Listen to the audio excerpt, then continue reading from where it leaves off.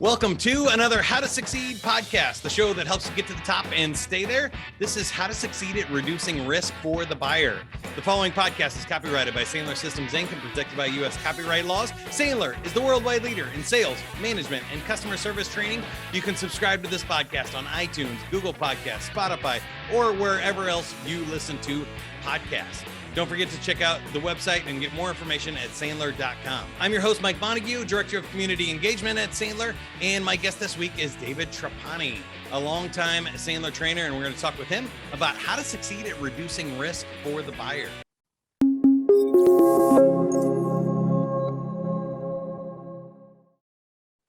David, welcome to the podcast. Tell me a little bit about reducing risk. What does that mean, and what are we talking about today?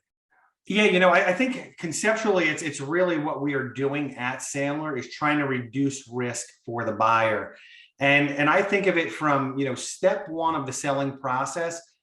Think about being that buyer and really, what are the fears that buyers have in dealing with salespeople? Am I going to get taken advantage of? What's going to happen here? How will I get rid of this salesperson if they're at my house or if they're in my office? And that raises risk. And I think if we look at some of the tactics and techniques that we're using at Sandler, the more that we bring that risk level down, the better conversation we're going to have with our prospects. Well, I love this for an ideal attitude for salespeople, because I think too many salespeople focus on convincing buyers or influencing them, or even, that you have any control over whether the salesperson buys or not. Where I think what one of our new Sandler rules is, sales should be a conversation between adults to uncover the truth. And I think that's a good neutral mindset. But when you think about what your role in that conversation is, I think it's what you nailed. It's reducing risk. It's allowing the customer to buy while you stay out of the way and you remove other things that are in the way from them and the sale, right? Absolutely. Think about the word convincing. Most buyers feel like they're going to be convinced into doing something that's not in their best interest. So if we can create that environment where it truly is just a conversation between two adults, we can have an open, honest conversation. And because salespeople really too often don't create that environment, they get misleads and they chase opportunities that don't make sense. So really bringing down the fear of the buyer, reducing this risk is going to be a game changer. Now, let's talk about how we do that, because I think also sometimes salespeople have a tendency to take on too much responsibility in the sales call. And so they're trying to do all the work. They're not getting anything in return. And they're trying to overcome objections that is the prospects to overcome. So talk to me about the ideal attitude for how much really is on us and how much we should be enabling them to maybe resolve their own levels of risk or fear.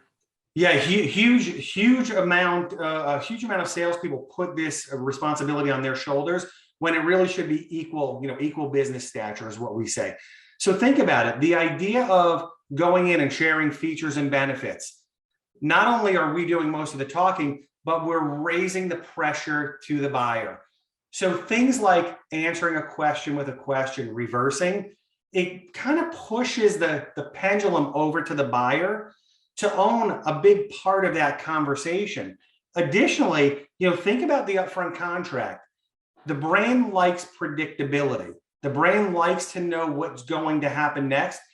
And good salespeople use the Sandler upfront contract. And when we use that, we not only create predictability for that next selling opportunity, that next meeting, but perhaps if it's a longer sales cycle, we can guide the prospect. Here's what happens in meeting number 3, really setting the brain up to understand what's going to happen and get a better conversation going. And Mike, to throw one other, just add a little piece in there, one other nugget that we always talk about is being comfortable with the no in the sale. So when we go into a sale, letting that prospect know that either I can tell you no or you can tell me no. Think about risk. If we genuinely believe that no is okay from either party and we communicate that, risk goes down, fear goes down. We may not always get the business, but I can assure you it'll be a much better conversation. I think all that is great. I got one more setup question for you, and then we'll talk about behavior and how we actually Sure. do this. But I love what you said about reducing risk for the buyer, especially in the anxiety of dealing with the salesperson or when they're unsure of the sales process and things with the upfront contract. But one other maybe misconception that I think salespeople make is like an objection over price. If they're worried about the risk of the investment, if you lower the price, you're just taking the risk on yourself. You're not mitigating that risk, right? So I think there should be a conversation up front here about you shouldn't be taking on all of the risk to take it off of your buyer either, right? Oh, absolutely. We don't want to take that risk on. And think about the concept of price. That is, if my fear is high, price is my go-to objection. Hey, Mike, this is going to be way too much for me. I don't know if I can commit that amount of money. But following Sandler techniques, how do we handle objections? Well, what we want to do is not defend our price. Hey, our price is high because of these reasons. We do all of these wonderful things better than the competition. It's really about helping the prospect understand, is that the real issue? Or is there something else? Back to reversing. Sandler objection handling. Hey, I think that the price is really high. The buyer may say that to a Sandler trained salesperson. The response should sound something like, when you say the price is high, what do you mean by that? Let them defend their position. And again, shift the pressure. And I don't want to put too much pressure on the buyer here, but shift the defense mechanism back to the buyer. What we might learn is, hey, price could be a problem. Maybe there's some financial things going on with that organization or individual. Perhaps it's something else being smokescreened by price because we didn't create a vulnerable, easy environment to have a good conversation. Yeah, I love that. And I think that's exactly what I was looking for, is that if price is an objection, it's either they don't believe you will solve the problem and they'll get a return on investment, or it's something technical about the terms. Like maybe they don't have the cash up front, or there's too much risk there. That is something you could mitigate or trade in a negotiation with some sort of concession for a longer agreement or something. Absolutely. Yeah, we can make adjustments there, certainly. So let's talk about behavior here. When you think about reducing risk for the buyer, what are the key things to do and when, so we're doing the right thing at the right time? Yeah, so I've given a lot of thought to this. There's a couple of things that come right out of the gate, early on in the selling process. And I think of things like the pattern interrupt. And in its most basic form, don't look like that traditional salesperson. If you want to make a prospect feel a little bit more comfortable in a selling environment, don't look like a traditional salesperson. Do things that make you look different. I think the second thing right out of the gate is the upfront contract. And I was training it yesterday. We train it so much throughout the course of the year. It's so impactful, but getting those clear outcomes really locked and loaded early on set the tone for that long, maybe it's a long sales cycle, whether it's short, but it sets the tone that no is always on the table. And if you do want to buy from me, we'll navigate a path forward. But the moment that credibly we can let a prospect know that no is a fair outcome and we're comfortable with it, it's a game changer. It really is. They have to believe that no is a viable option. Yeah, I love that for sure, especially in that relationship between buyer and seller. Also, throughout the process, the upfront contract is so good at eliminating uncertainty. And that's what really causes a lot of risk and a lot of fear on behalf of the buyer. So I think about things like, just as a salesperson, keeping your antenna up for those wishy-washy words like, we'll have it to you by Wednesday. Well, what time Wednesday, end of the day Wednesday, this Wednesday or next Wednesday? When we get really clear on it, a lot of uncertainty and risk comes out of that process. Absolutely. The more we create predictability in those outcomes and what's going to happen, it seems so basic when you think about it, create predictability. So when you say, hey, I'm going to deliver this on Wednesday, or I'm going to send these documents over by the end of the week, what does that mean?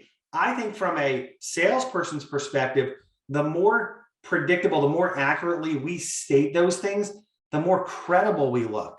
And the more that we help prospects fine tune that stuff, hey, you're going to deliver that to me by Friday. What time should I expect to receive it? Back to the upfront contract.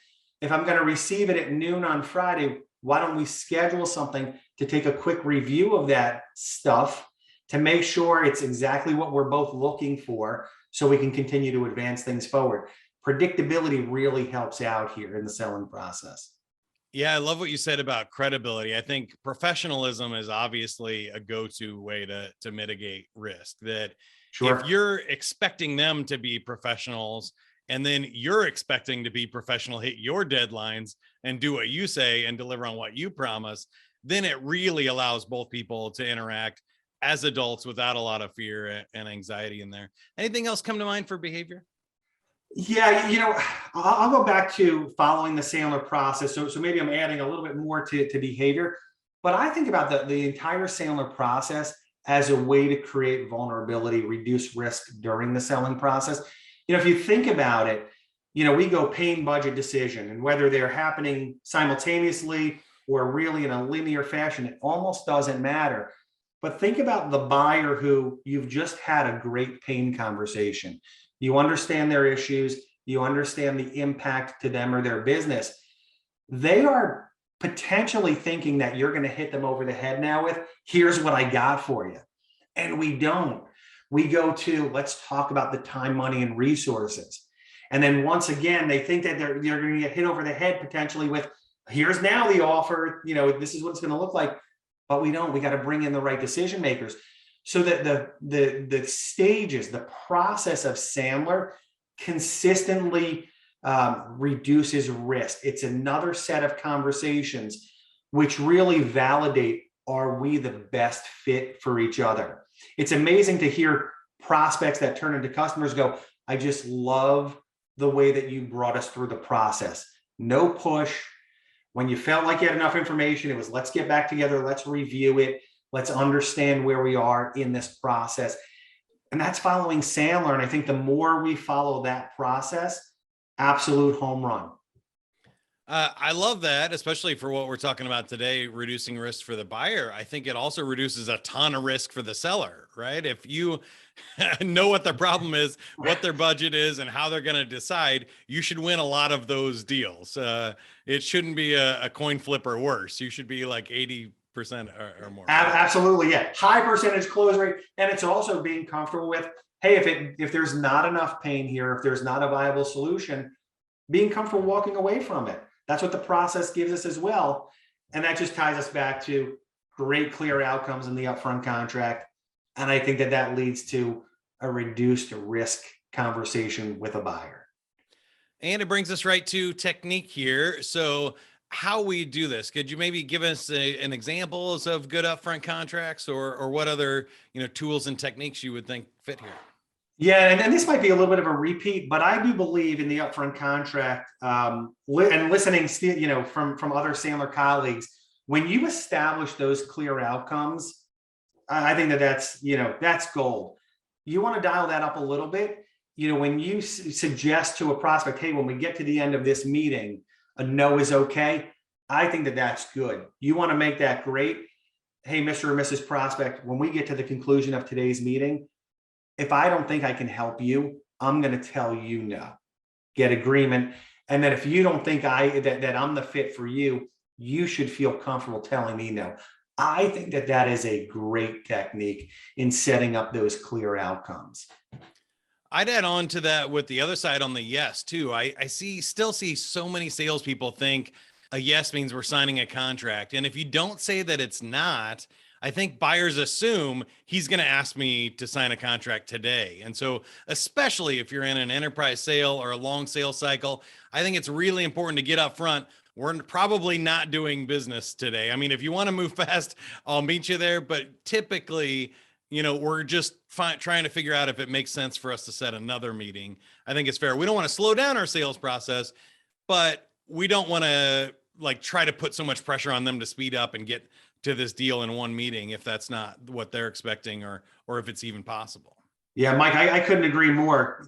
If you're letting a prospect know you're not buying in this meeting, whether that's meeting number 1 or depending upon your sales cycle, even in meeting number 3, hey, you're not going to sign a contract in this meeting. Here's what we're going to do. And if we get to the end of that meeting, then we'll talk about the agreement and how that moves forward.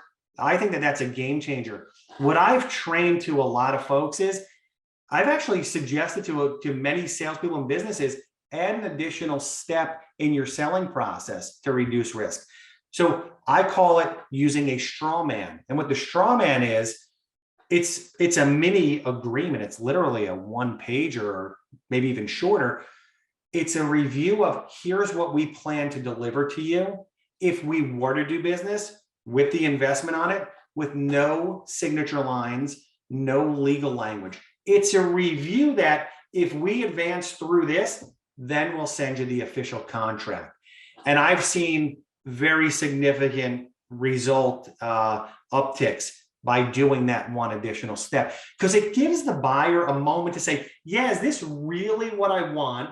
It allows the salesperson to have that conversation, making sure we've got everything lined up without the pressure of, back to the Sandler process, they're going to make me sign this at the conclusion of today's call. No, that's off the table. It's literally a review of what the deliverables will be. I think that's huge, especially when you have an advocate in a large organization or multiple decision makers there saying, hey, can I get, 15, 30 minutes with you to review this straw man idea of what I'm going to propose, and you tell me if I'm off anywhere.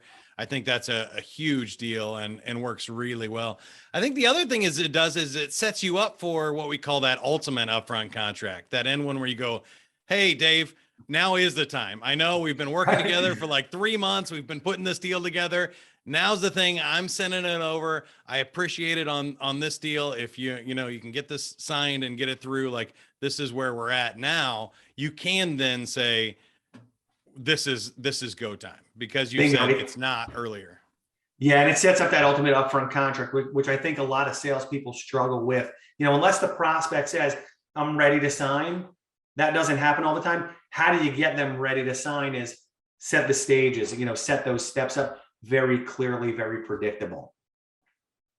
Anything else come to mind about reducing risk? Because I'm thinking that we haven't talked maybe about the exact questioning skills or the discovery that you're doing, that when you slow down your process to really uncover pain, budget, and decision, you're reducing their risk as well as yours. We did mention that in behavior, but yeah. I think it is not just for losing the deal, it's for proposing the wrong thing or getting something they don't like or not getting the results that they expect if you really do a good discovery.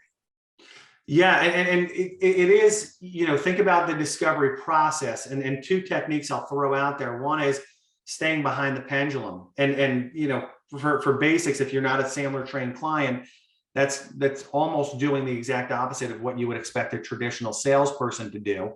And then the concept of reversing. When somebody asks you a question, instead of jumping into features and benefits, or here's how we fix this, or here's why we're better, answer those questions with more questions.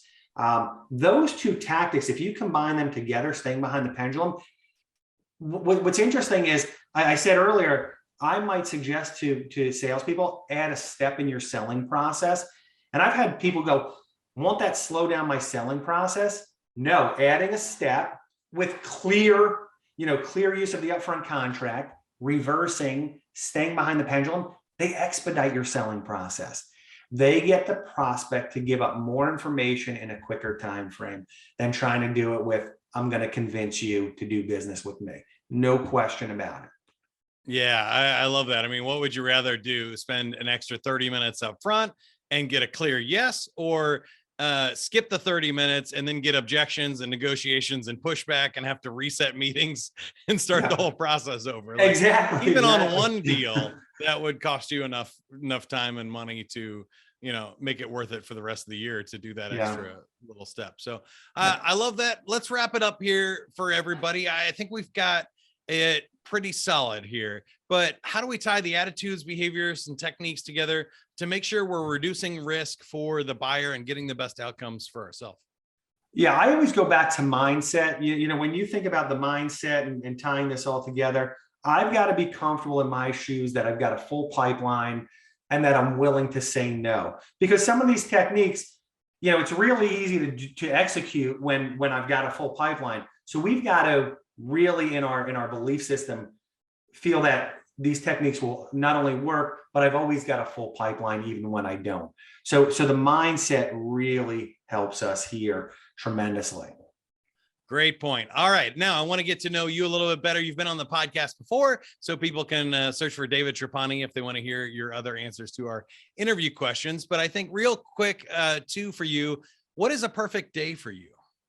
So perfect day for me is where, I get up early. I'm an early riser, hit the gym, back home typically by 7:30.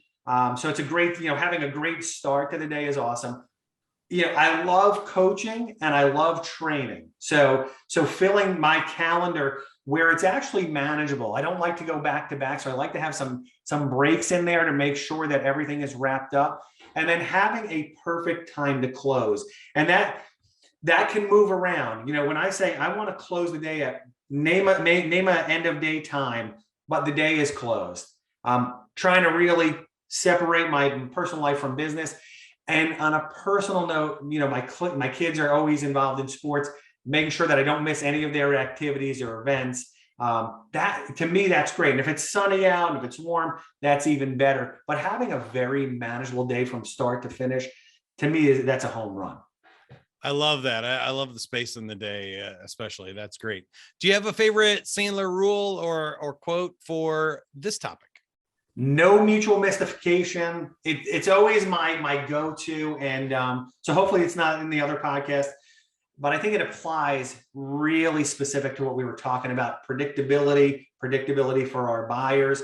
That's going to make a huge difference in our results, but no mutual mystification. And it's use not only within Sandler and the selling process, we know how impactful it is, but in real life outside of Sandler, just in our day-to-day actions, it's really helpful as well. Having good understanding what's happening at home or with your family or friends, and clarity and what's going to happen next, just game changing in life. So let's wrap it up here. Based on how to succeed at reducing risk for the buyer, what's one attitude you'd like people to have? Mindset of a no is absolutely okay. And one behavior you would like people to do? Make sure that we are establishing the upfront contract in all circumstances from start to finish of a selling process. And the best technique, tool, or hack? I'm gonna go with staying behind the pendulum. Let the prospect do the work. Don't get out ahead of the tips of your skis. Ask good questions. It'll make the prospect feel more comfortable that you're not trying to jam something down their throat. That's a good one. Never get more excited than they are about their deal. That's a good one to end on. I appreciate it, Dave, for your time today. For more information on Sandler, you can get any of our free resources at sandler.com. You can find a local trainer, or we have an enterprise team if you have multiple locations there as well. And don't forget to share this podcast with a salesperson that you think needs to hear it, or a sales leader.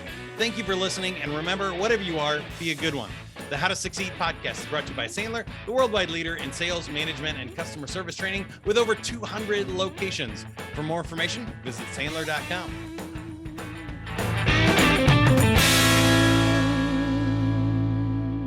The Sandler Summit returns in 2023. Each new event builds exponentially upon the energy and success of the prior year. The 2022 Sandler Summit event was a huge success for everyone who attended, so don't miss the next one. Buy your tickets to the Sandler Summit at sandler.com/summit.